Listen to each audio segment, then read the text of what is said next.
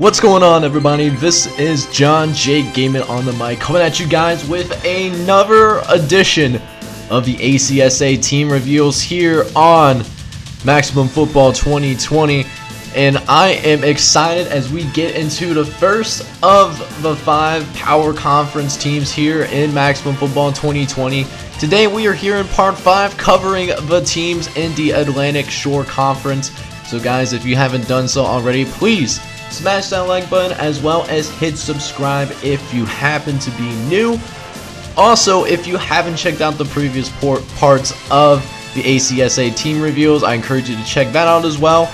Link will be in the description as well as in the end card at the end of this video. Without further ado, let's go into the teams that make up the Atlantic Shore Conference, the equivalent of the ACC. The team that we will be going into is hailing from Boston, Massachusetts, the Boston State Deacons. Hailing from Boston, Massachusetts, at least that's what it should say, Massachusetts, so go ahead and change that real quick. Made a little oopsie right there.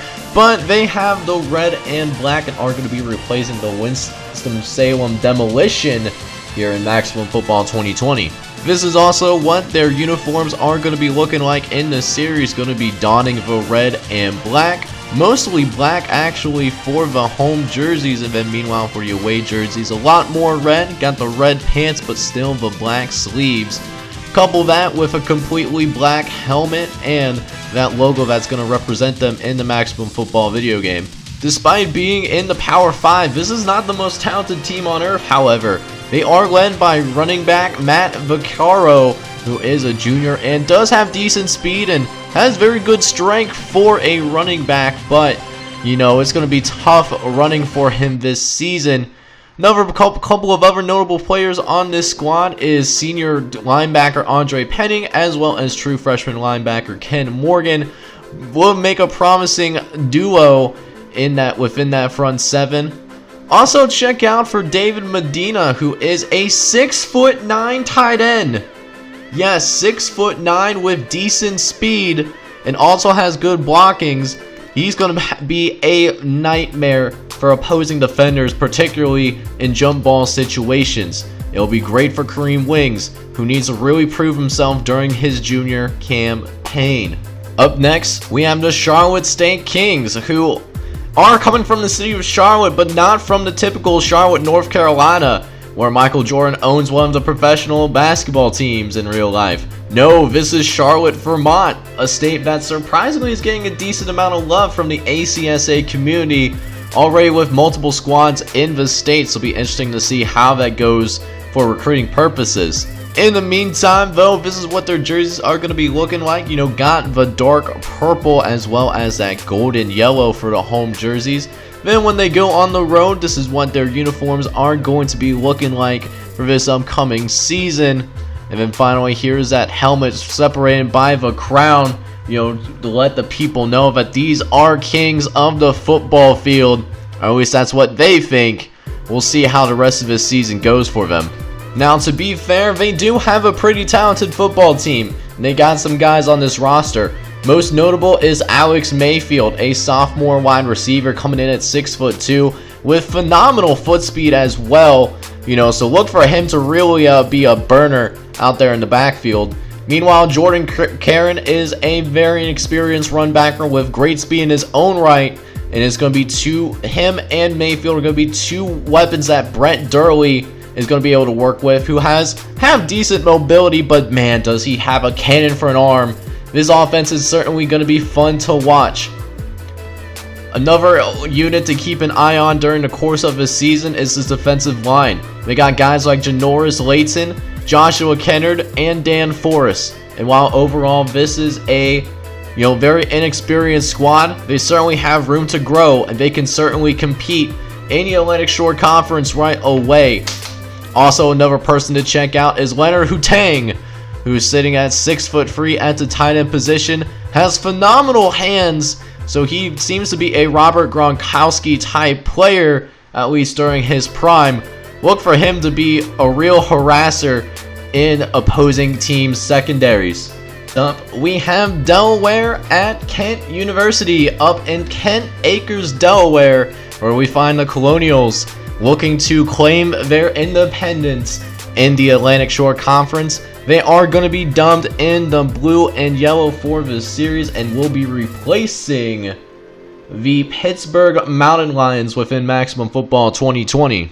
This is also what their uniforms are going to be looking like this upcoming season, and I have to say that these are reminiscent of what our Revolutionary Bluecoats wore in the Revolutionary War against the British, as that is what their home jerseys are going to look like, and this is what their away jerseys are going to be looking like when they travel outside of the confines of Delaware, as they are the only college football team in the ACSA Dynasty in the state of Delaware. Finally, this is what their helmet is going to be looking like this upcoming season, with mostly blue and a little bit of yellow as a nice complement, and that Colonial logo representing them within the game.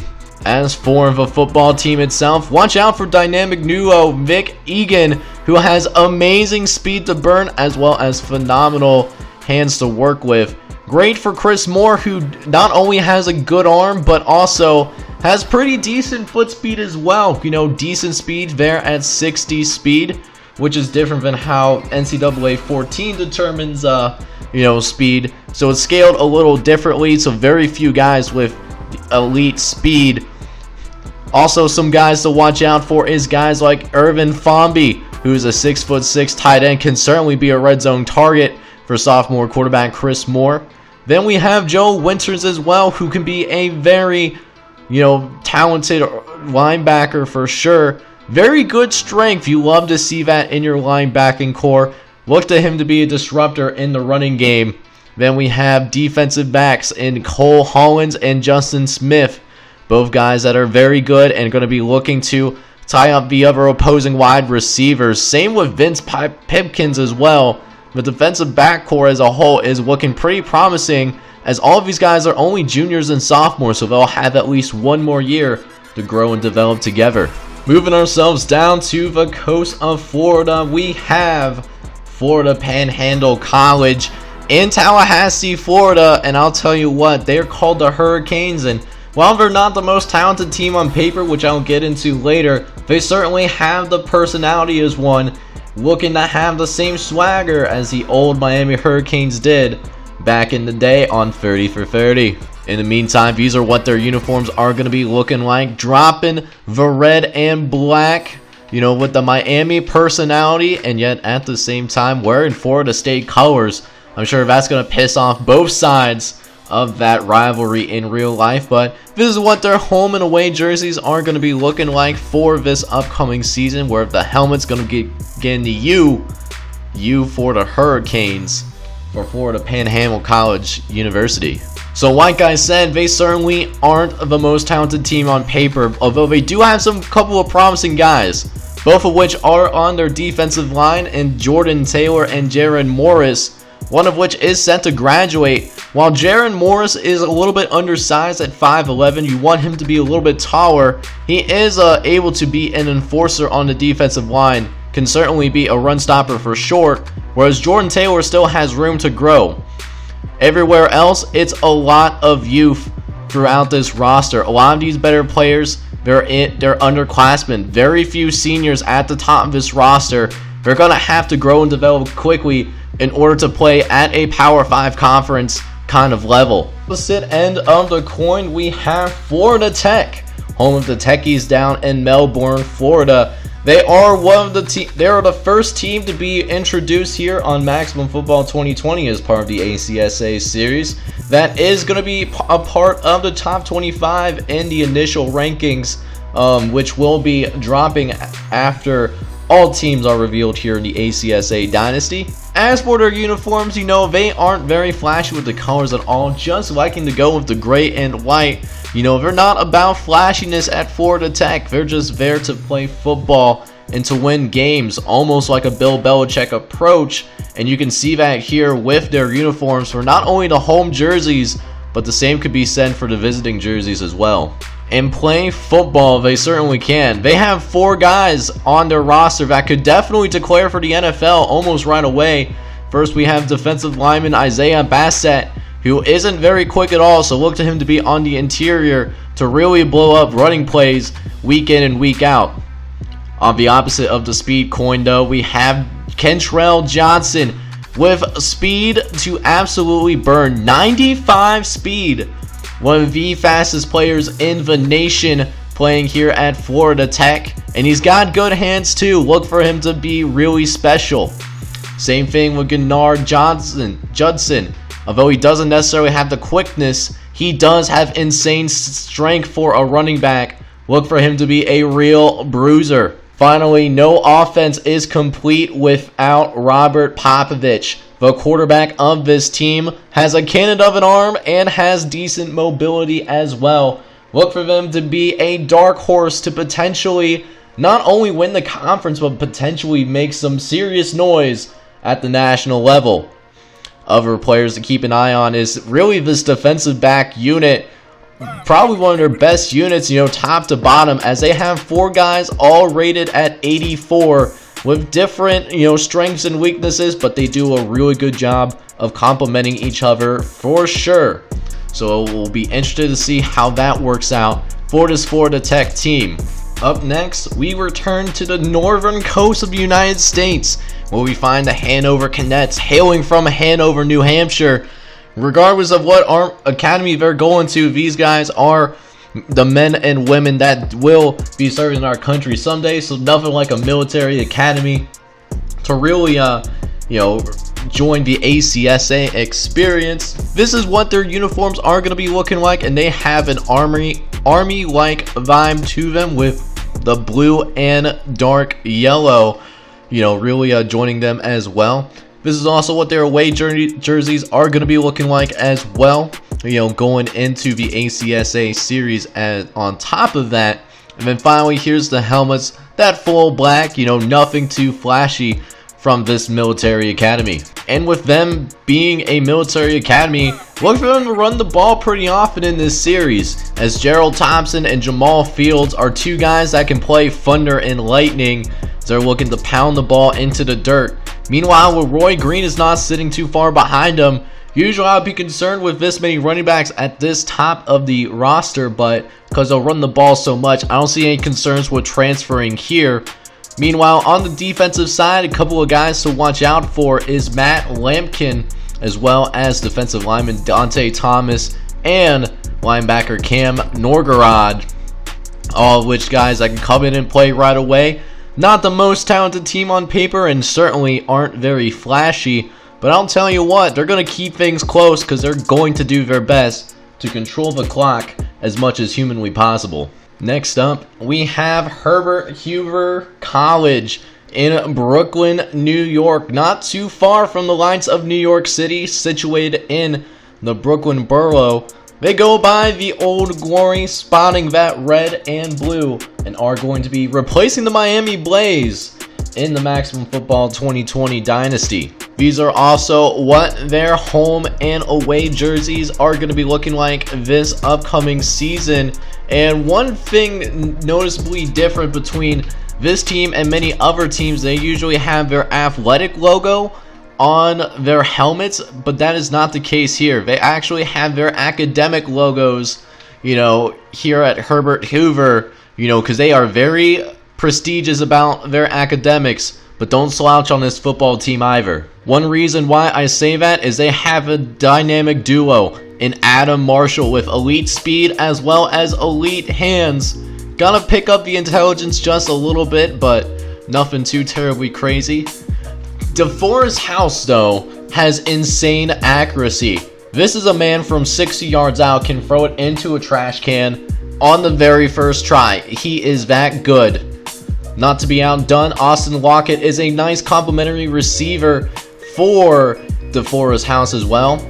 Only sitting at 5'7", but has good size for only being a 5'7" guy, and has good speed too. Look for him to be a great slot receiver. Not to be outdone, the defense also has some guys as well. Gunnar McNeil and John Sears are on the outside, looking to lock up opposing receivers. And then Matt Cooper, Spencer Smith, and Jalen Matthews are all guys that can definitely play they are going to be probably one of the best linebacking cores in the entire nation, if not in this conference. Moving on down south, we have the Chiefs of Indian Trail University, as they call Indian Trail, North Carolina home. They got the red and yellow and will be replacing the Syracuse Siberian Tigers in this conference over the course of Maximum Football 2020's ACSA series. As for what the uniforms are going to be looking like, no need for the logo on the helmet, but the uniforms still look pretty cool. This is what their home jerseys are going to be looking like this upcoming season, and I definitely loved how they turned out personally, particularly with the home jerseys.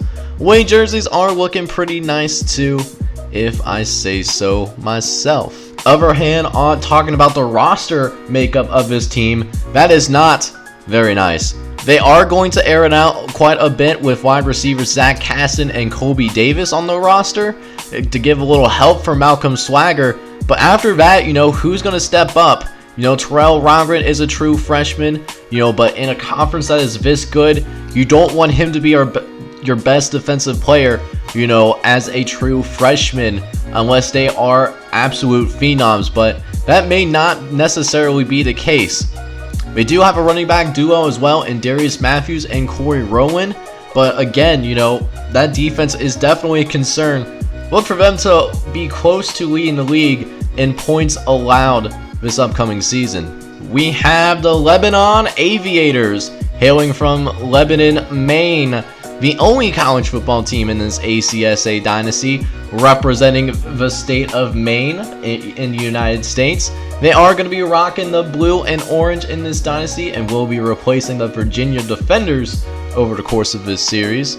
This is also what their uniforms are going to be looking like. We got the blue and orange, reminiscent of the actual Virginia football team, although this is a new group of guys up here in the state of Maine, not known for their football, but this program is looking to change that narrative, at least over the course of this upcoming season. Speaking of narratives, look for quarterback Bruce Byrd to lead the charge. He's not a very fast quarterback looking to be a pocket passer, but on the other hand, does bring a lot of experience and has a good arm too, which will be good for the targets that are on this list.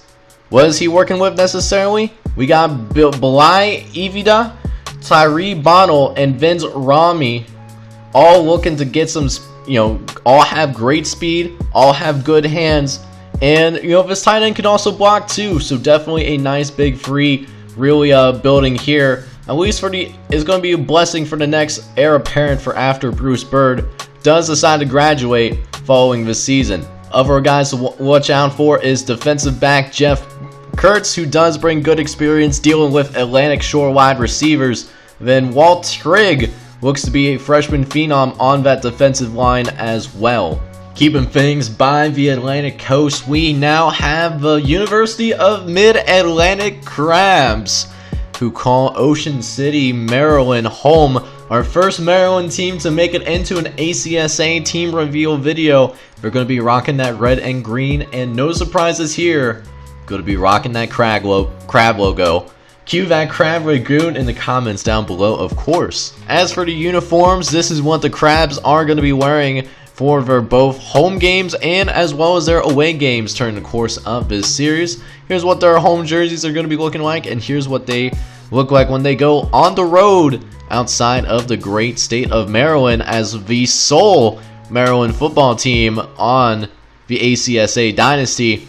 Finally, this is what their helmets are going to be looking like. A green helmet with a red face mask, complementing that crab logo. In the meantime, check out this trio of running backs that Mid-Atlantic has assembled. They got Taylor Young already on the roster, and so does Kendrick Cortines. But John Simmons also joins the roster as well and is immediately in the mix for a starting running back job. My concern? One of these very good running backs could be transferring, and I'm thinking it could be Simmons or maybe even a Kendrick Cortines, so definitely something to watch out for.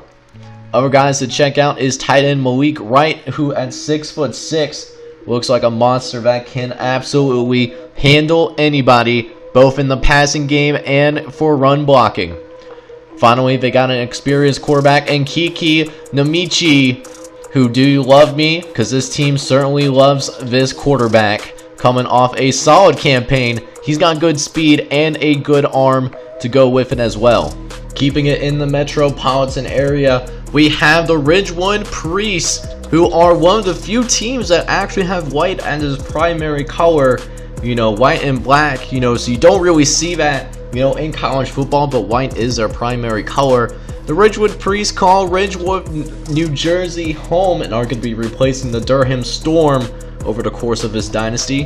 This is what their uniforms are going to be looking like, and unlike a lot of teams, you're going to see the secondary uniform or color a lot on their home jerseys, because ACSA regulations has it that you can't have white as the home jersey for obvious reasons, so that people can actually tell who is who on the football field, and to make it easier on the officials. They already suck enough as is, but they do have their main color on their away jerseys, one of the few teams to actually have that in the ACSA. Checking out this roster, and it is led by Alvin Hayek, who is a absolute speedster with decent hands out of the backfield as well, and also great speed and strength as well. Can bully people and run past you. Just a complete back that this Ridgewood team is able to experience. Other than that, notable guys on this team include wide receiver Tyree Gardner, who's a true freshman looking to make his mark on the Atlantic Shore early on. Then we have also another true freshman, Cooper Todd. Again, another true freshman, and one takeaway from this team for sure, besides the kicker, of course, is that this is a very young football team, you know, that are looking to still find its identity, but they can grow together, and, you know, as long as they stay out of trouble and don't transfer outside of Ridgewood, then they can certainly be special down the line. As for this season, look to them to be, you know, average, below average, maybe even that like 4-8, 5-7 kind of feel of a football team, given how tough this conference is. Stepping outside of the metropolitan area, we now go down to Charleston, South Carolina, where we find the South Carolina Tech Engineers donning that red and black for this upcoming series here on the John J Gaming channel. They are going to be replacing the Upper Florida Warriors over the course of this series. Now, these are also what their uniforms are going to be looking like this season. You know, very reminiscent of Florida State, except this is not Florida State. They're going to actually look to have a legitimate culture and therefore be successful over the course of this season, as you're seeing the home and away jerseys flash on screen right now. Then here is the helmet with that train, because engineers obviously like trains. I mean, who doesn't like trains, you know? But this is what South Carolina Tech's uniforms are going to be looking like for this upcoming season. As for this team, I have never seen this before at any football game. They have a quarterback in Jordan Grimes, where as a freshman is already a 91 overall, looking to have a Patrick Mahomes-like impact on the college football level right now. And on top of that, he's got a senior wide receiver in TJ Newton, who is a speedster as well.